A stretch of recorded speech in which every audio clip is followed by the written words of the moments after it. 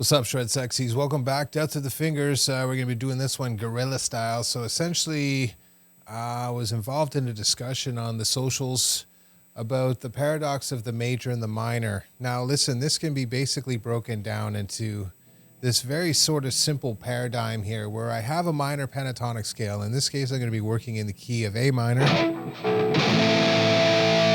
which means I move up a minor third here to determine the parent key, C major. Right? Because the sixth degree, 1, 2, 3, 4, 5, 6, becomes the natural minor of that key. Right, and I can use that information now to set myself up. There's the pentatonic. There's the mixolydian position. Right, and so on and so forth. So essentially, when I'm in this Aeolian position, the sixth degree, right? And yes, if I move up here to the root, 1, 2, 3, 4, 5, 6, if I use the same sequence of fingerings, now I have to do that jump there, but essentially I'm always doing the same sequence here that I'm doing, just with less strings. That's an important concept. I'm not going to go into it deeply right now, but just be like, there's this tiny little conversion I have to take into account, but it's the same sequence of fingerings. So that cuts down on a lot of thinking. You're just like, oh, just keep going with these ones until I get to this one. Well, how many of those do I have to do in a row? How many did I just do? Those types of exercises where you start to think about like how many before you have to transition and then you start doing it, trains your ear. It's trial and error. That's how we learn. Trust me, trial and error is one of the best things we have when you play music because you get so many different inversions of the same material. It's like an endless flow of information or whatever, little miniature puzzles to solve. At least that's how you should be looking at it, right? So if I take this minor position, I play the pentatonic scale. In relation to it, I get this minor pentatonic. But now I can superimpose the major. Once again.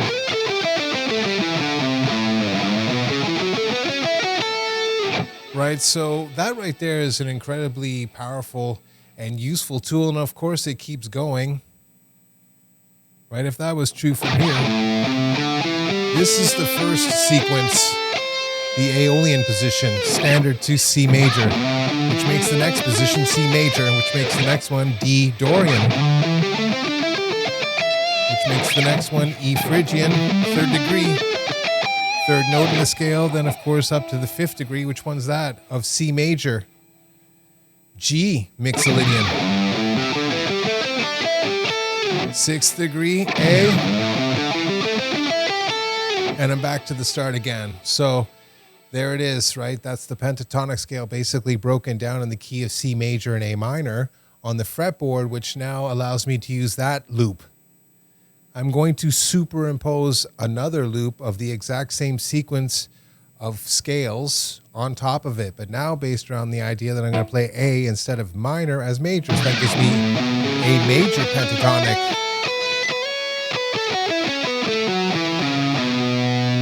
B Dorian now. Right, so I get C major and B Dorian there, right?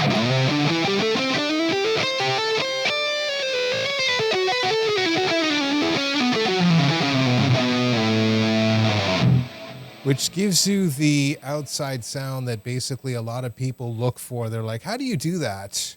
Which leads to the keys, I do believe, in understanding and having full use of the melodic minor. Now, that's a lot more difficult. It takes a lot more practice. And there are a lot more sophisticated chords involved before you can really pull it off properly. But still, the concept's there, right? So you can dumb the melodic minor down to a certain degree and make it work in more sort of simplistic approaches. But it's got to be over dominant 7 or diminished or something. And that can be difficult for people because it's usually just one cycle of the, you know, the phrase or whatever it is. And you have to anticipate it, be ready to go and be like, what key am I playing in? Boom. So that's what I'm talking about. We're always working towards being like, where am I?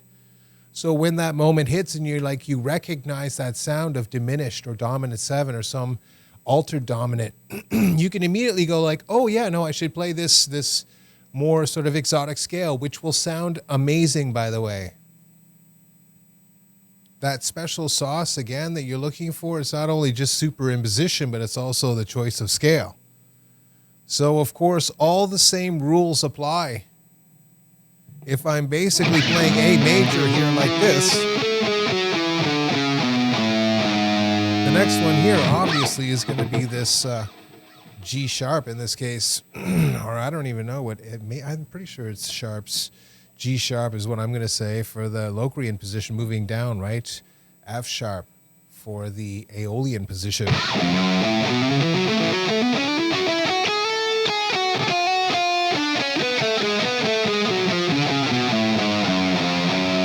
Which also happens to be the place where you play the harmonic minor, another sort of like utilitarian use. So I hope you're understanding it's not only just the two loops, but now you have like these choices that used to be available to the previous one, now being available in the new one that's also being superimposed over top of it, and then finding the two elements that basically sync up the best.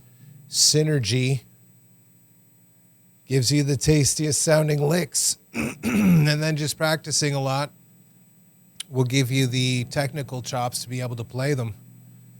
But of course, it's the idea that you're like, okay, I have this one element.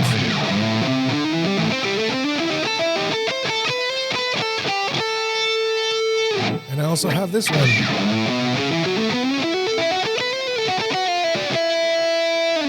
And I got to put them together, right? And I may not want to use two pentatonic scales. Maybe you do. But the thing is that's just it, is you should be working towards sort of expanding the information itself. So you might start off with the pentatonic, right? So like, that's basically the Ionian position, right?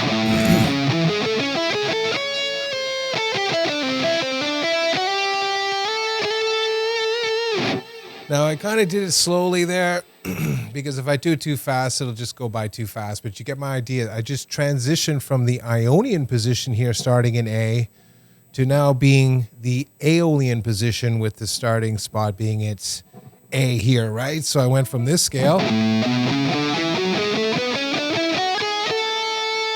to this one.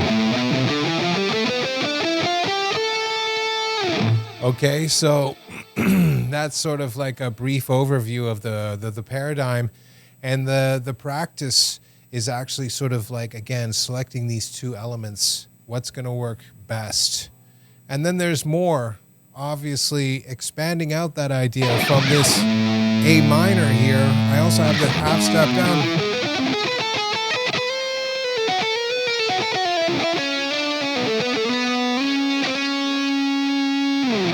Again, it's a little more sort of nuanced when there's no backing track and stuff, but you can see me basically blending three of them together now. Because that comes from the Locrian position, starting at the sharp 5, borrowed from the harmonic minor. Okay, so in this case, I'm considering this half step down from the 6th degree, the sharp 5 of the C major scale. And because I have that, now I can play the Locrian position from there. And I'm playing this dominant 7 arpeggio in the first inversion, which resolves to the A minor.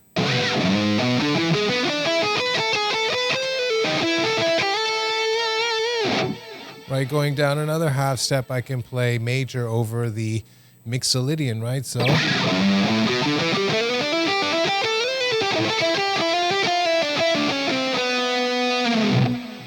now, again, you're going to get like a way more sort of varied sound when you play this to a backing track. So, for example, I would start off with just the standard A minor, just a vamp, and work with that, and then work on thinking about what it is that you want to do by using one of these techniques. Are you going to superimpose over top? And, of course, you can superimpose Dorian over top of the Aeolian position, this one.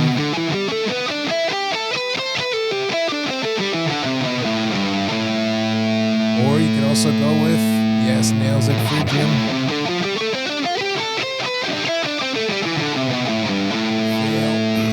But you get the idea there, right? So you have so many choices just with respect to that one position here. Aeolian, right? Or Dorian or Phrygian as a pentatonic scale or as just a major scale, but be careful there. Mostly Dorian's going to be your friend, but that's still pretty spicy, so you got to use it at the appropriate time. And then, of course, you have these exceptions moving down to the flat 6 or sharp 5, right? Basically considering it the Locrian position, and of course that is immediately associated with the first degree here now being superimposed over top of the original root, which was Aeolian.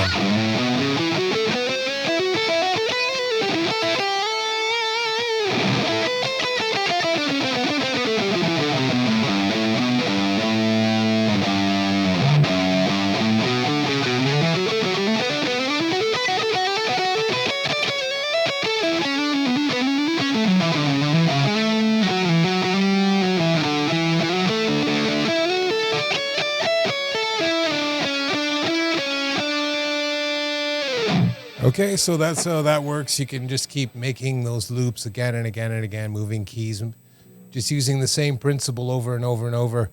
Using 1 and 5 if you wanted to, but meaning the moving from the 5 chord here, you know, sort of to the next one, right, where you're going to move up again to the next healing. Oh, there's the 3 notes per string. I'm playing a G major. And then you're like, okay, that's E minor.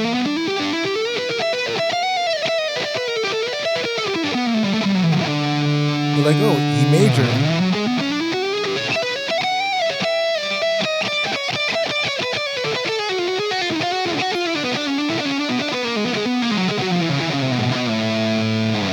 Right, so it just gives you the tool to sort of mess around and, of course, just have fun with it. It's not about sort of being perfect. It's about sort of trying to find 2 elements that synergize. Start with that. Don't try to create like these big, huge fusion chains. Instead, try and sort of focus in on the 2 elements that you have. The minor pentatonic here.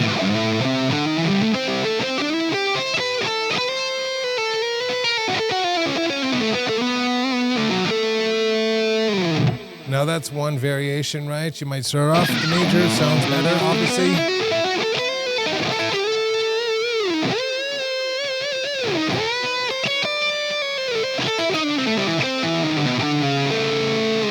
Right, again, using the major there.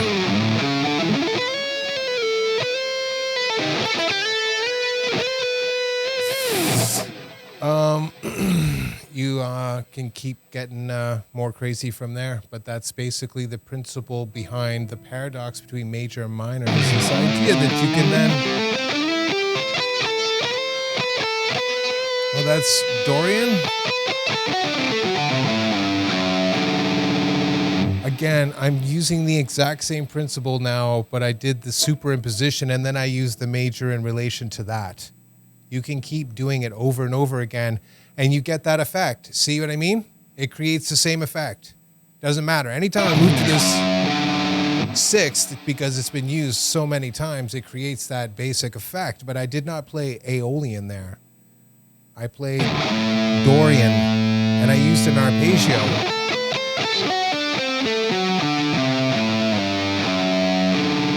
That's from Phrygian, right?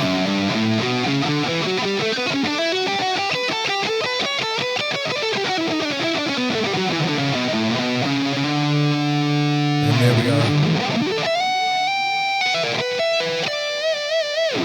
So that flip-flopping and then, of course, matching up essentially the appropriate scales so that they're paired up.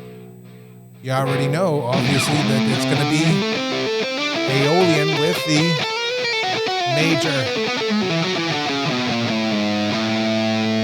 Well, that means that when I move up here, it's going to be Dorian, right? And if that makes this major, I have Dorian right there, right? So, again, it's major and Dorian. Or Ionian.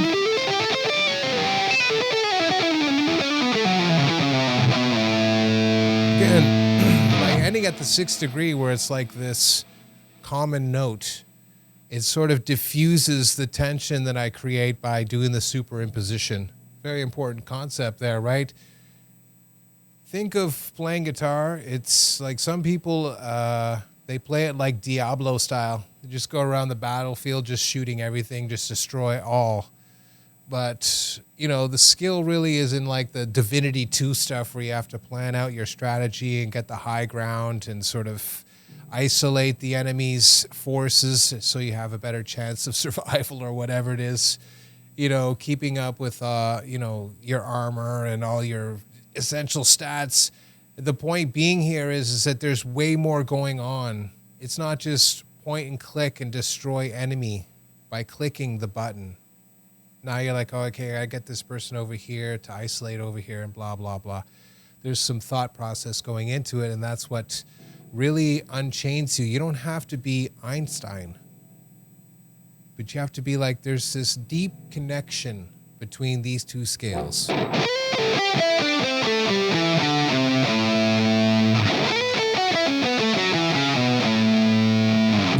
And the thing is that you have to basically start to explore that concept and explode it out. You're like, next one.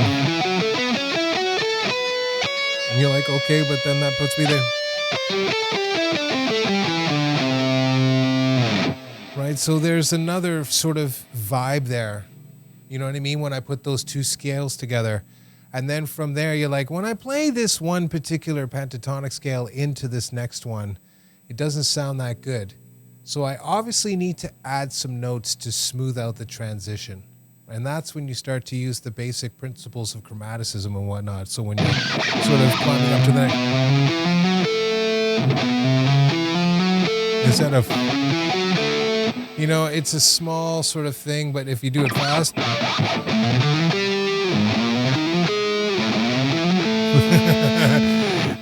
3 attempts and I get her done. It sounds a lot better, right? So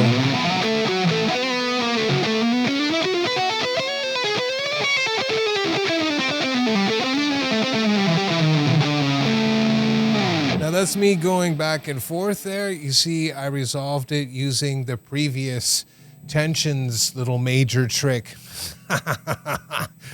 And that's just it. It's not that I knew where that was. It's when I got to that note, I could already hear that interval because I've messed around with this little sequence so many times that it's just second nature now, right? So I can just be like, oh, play the 6th. And it just creates that effect. Okay, so there it is. Me sort of loosely explaining this really important concept about the juxtaposition of these two essential elements. It's like salt and pepper. You know what I mean? And you have to master that. How you do that is up to you.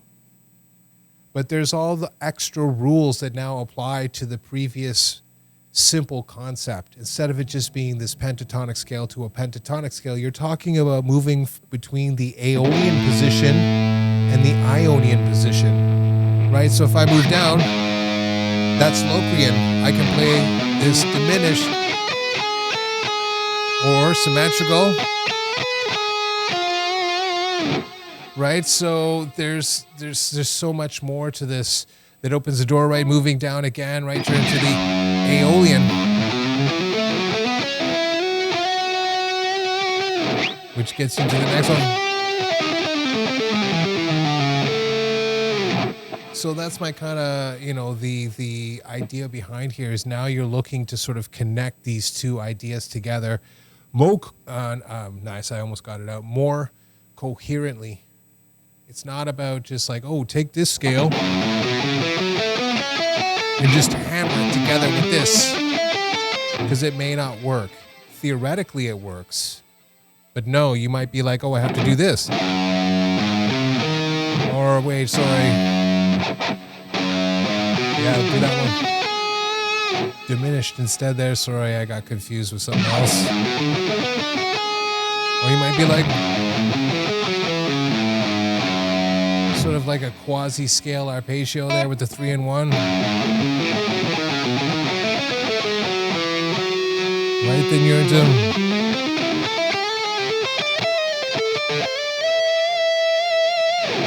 And you you can do your riff from there, right? But again, you're probably hearing like there's these two sort of extremes. That's the point. That's the whole point. And it's up to you to sort of blur the lines between where the boundaries of those extremes meet, like oil and water. Just kind of smooth it out so that they fit together in their own sort of like, whatever, pleasing way. However you want to do that, it's up to you with scales, arpeggios, or, any other technique. But ultimately, that's the goal. And the principle here is that you're sort of taking these two positions. And that's just it. You might be playing in the key of A major. So you start off with the pentatonic. You might go, okay.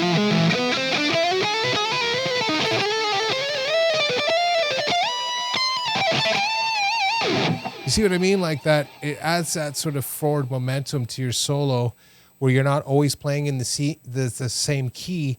And now all of a sudden you have the Rosetta Stone, so to speak, to be like, I have these two tried and true elements that basically work universally across music. I can move to the Aeolian position of the parent key I'm working in. And I can start the major scale over top of the same one and just layer all those scales over top and then just match each location.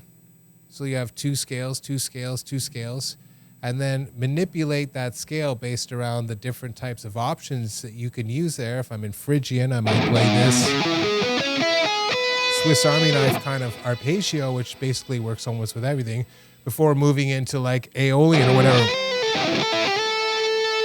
Right? So from there, of course, when I say Aeolian, I mean just move back to this other key.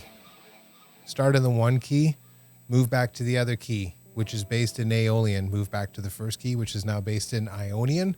Then move back to the next key, which was again back to Aeolian. It just keeps flip-flopping back in terms of your thinking. And then it's just up to you to sort of play the licks as necessary. But that right there is a huge one. And again, get a backing track where it's just a very simple one chord or two chord arrangement, but honestly one chord, and then pick one region, usually the Aeolian position. You're like, that's where I want to end because that's in the key. So you're going to start off with the major, right?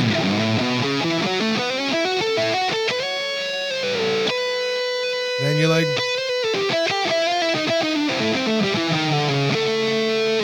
now that's going to sound killer over just a one chord kind of situation because you're going to have to use the full effect of this idea to really create the movement now. If you just play in the parent sort of harmonic structure like A minor, it's going to get very boring very fast, but all of a sudden you start interjecting this A minor sort of flavor in there. Of course, starting off Dorian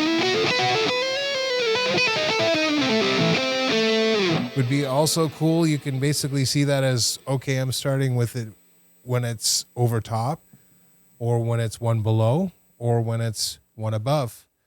And then you can always basically be resolving to this A minor arpeggio or whatever the A minor sort of position to wrap up your idea. You know what I mean? So you start outside and be like, how does that sound when I'm starting down here relative to what I was doing basically in the Locrian position? Okay, what does it sound like when it's superimposed over top of it?